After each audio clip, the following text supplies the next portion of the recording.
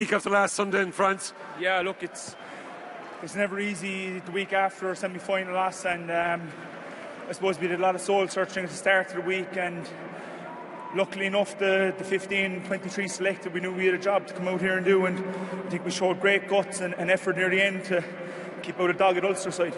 Great chance for young players here tonight, James. Any of those young lads impressing you now? You're not that old yourself. I'm pushing on now, but you can see it. Steve Fitz at full back, Calvin Nash in wing, Dan Goggins, Sam Arnold in the backs, and in the forwards Conor Oliver, Darren O'Shea.